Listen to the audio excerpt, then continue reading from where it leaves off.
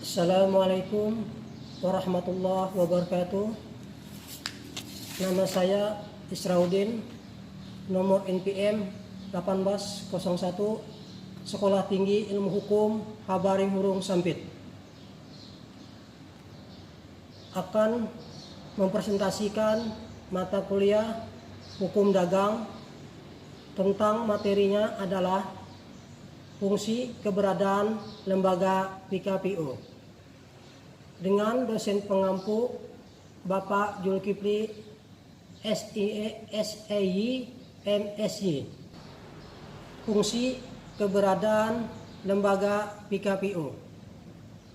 Tujuan dan fungsi dari PKPU pada umumnya untuk mengajukan rencana perdamaian yang meliputi tawaran pembayaran seluruh atau sebagian utang kepada kreditur konkuren.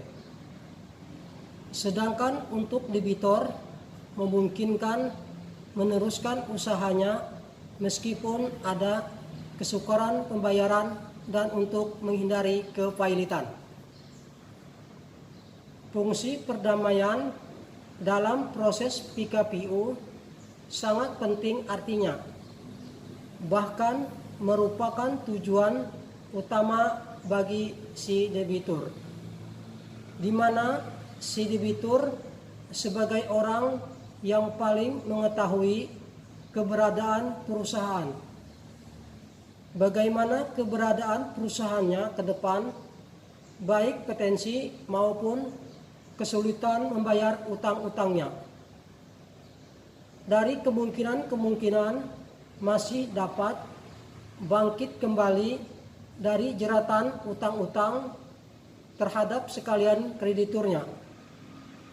Dengan kata lain, tujuan akhir dari PKPU ini ialah dapat tercapainya perdamaian antara debitur dan seluruh kreditur dari rencana perdamaian yang ditawarkan si debitur tersebut. Pihak-pihak yang terkait dalam PKPU. Pada dasarnya ada 5 pihak yang terkait dengan PKPU, yaitu pertama, pihak yang dapat mengajukan PKPU, debitur, kreditur, Bank Indonesia, Badan Pengawas Pasar Modal, Menteri Keuangan. Kedua, pengurus.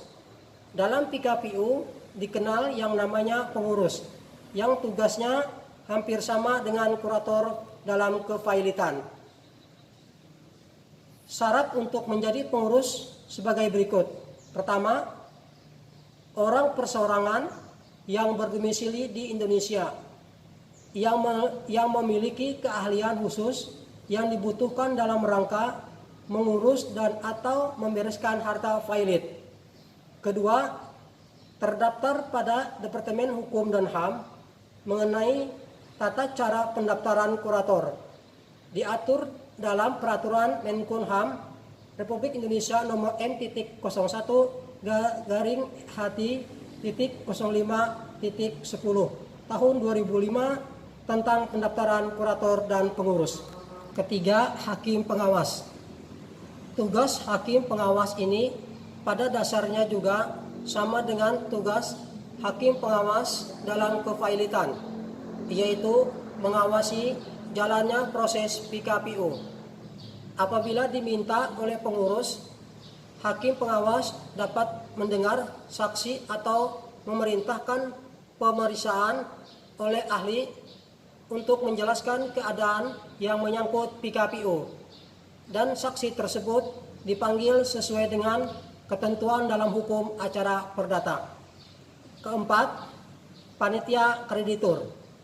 Menurut pasal 231, pengadilan harus mengangkat panitia kreditur apabila pertama, permohonan penundaan kewajiban pembayaran utang meliputi utang yang bersifat rumit atau banyak kreditur.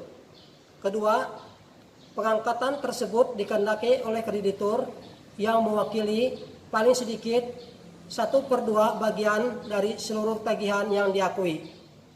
Dalam menjalankan tugas dan kewajiban, pengurus harus meminta dan mempertimbangkan saran dari panitia kreditur ini. Demikianlah presentasi saya. Apabila ada salah mohon dimaafkan. Wabillahi taufiq wal hidayah. Wassalamualaikum warahmatullahi wabarakatuh.